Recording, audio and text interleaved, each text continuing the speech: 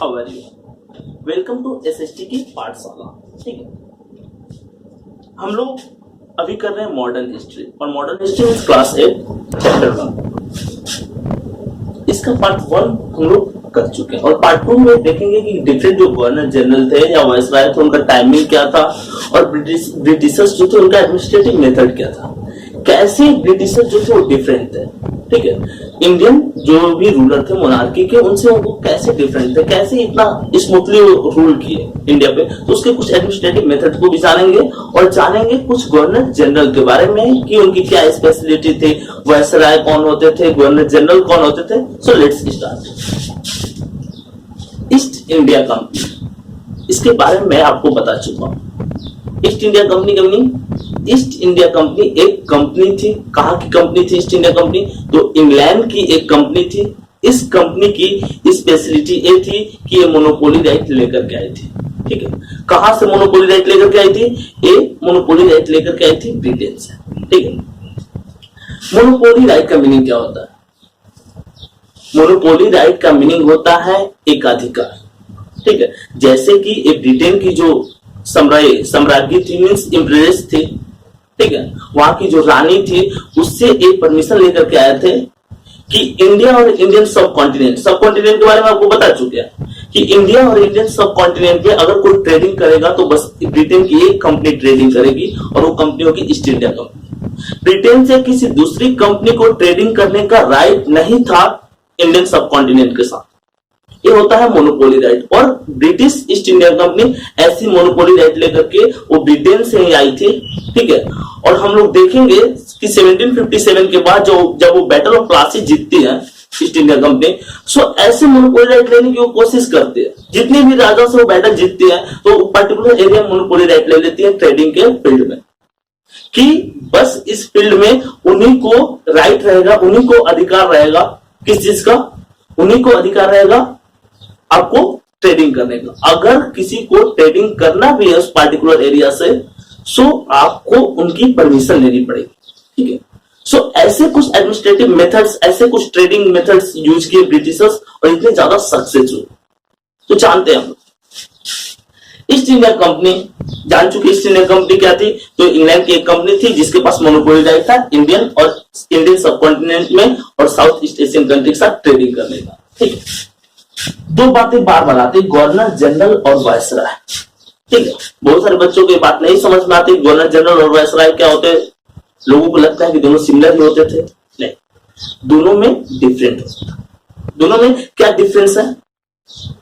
सो east India company के जो head representative होते थे, ईस्ट इंडिया कंपनी के हेड रिप्रेजेंटेटिव जो इंडिया में होते थे उनको गवर्नर जनरल बोला गया है। ठीक है, और 1857 का जो फर्स्ट वॉर ऑफ इंडिपेंडेंस होता है जिसमें कि काफी ज्यादा फाइट होती है ब्रिटिशर्स के अगेंस्ट पूरे इंडिया में।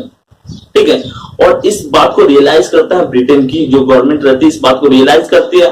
ठीक है, सो वो जो मोनोपोली राइट्स था, जो एडमिनिस्ट्रेटिव मेथड्स था, ईस्ट इंडिया कंपनी से लेकर के डायरेक्ट वहां की ब्रिटेन की जो गवर्नमेंट है वो इंडिया पर रूल करना स्टार्ट करते हैं 1857 के बाद, फर्स्ट वॉर ऑफ इंडिपेंडेंस के बाद। ठीक है, so first war of independence के बाद इंडिया में जो चीफ रिप्रेजेंटेटिव होता था ब्रिटिश गवर्नमेंट का, ठीक है, वो होता था viceroy.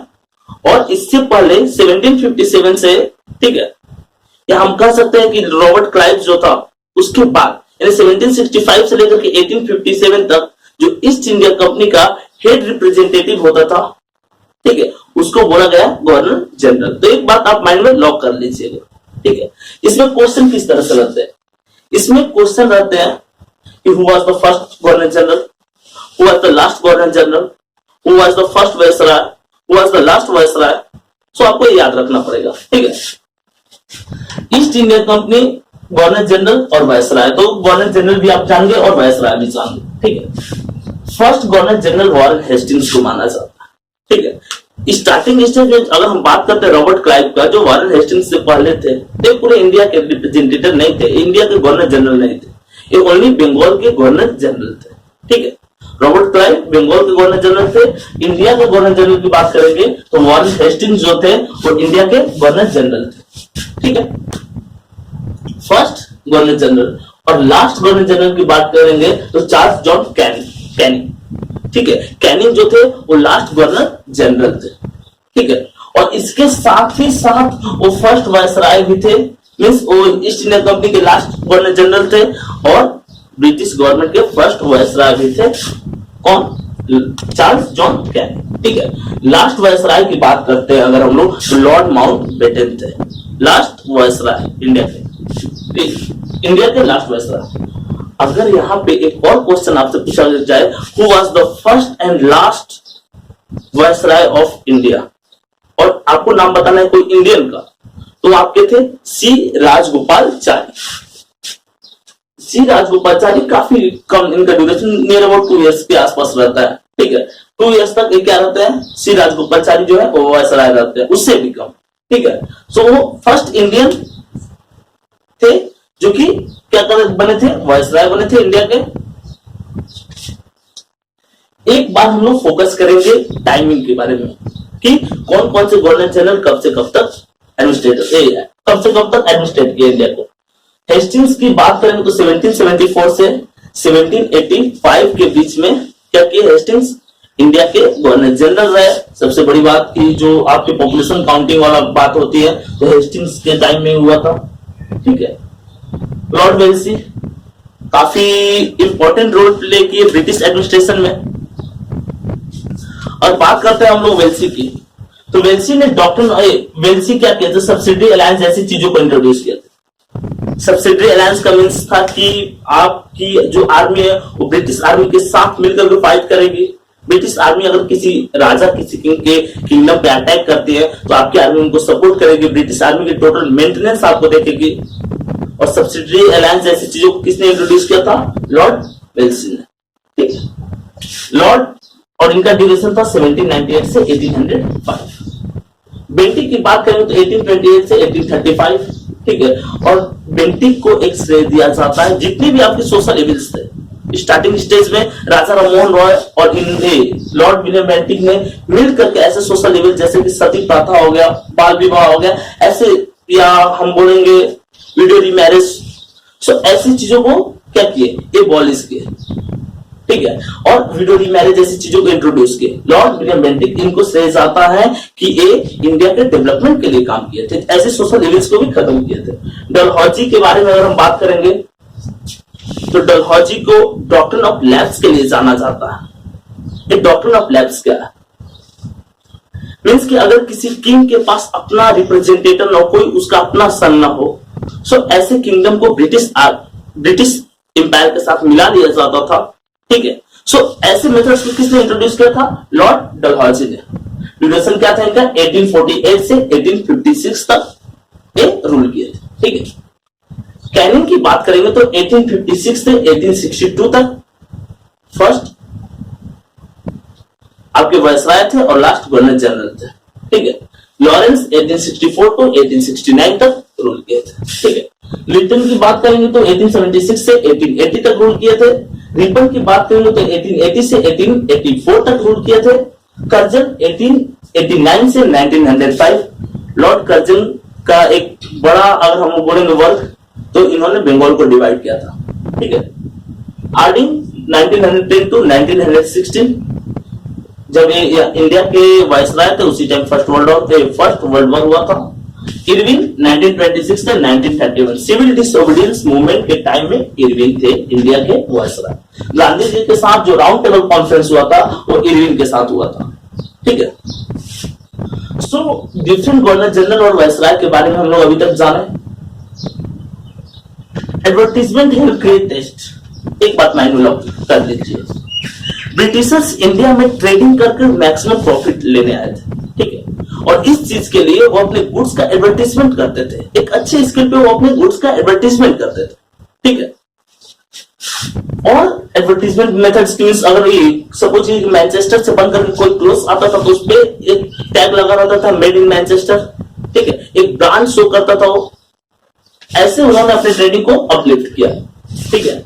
Official record of British administration, सबसे बड़ी बात कि इससे पहले इंडियन ट्रेडर्स या इंडियन जो रूलर्स थे ऑफिशियल रिकॉर्ड्स मेंटेन नहीं करते थे, ब्रिटिशर्स रिकॉर्ड मेंटेन करना स्टार्ट किए। इससे एडमिनिस्ट्रेशन आसान हो गया।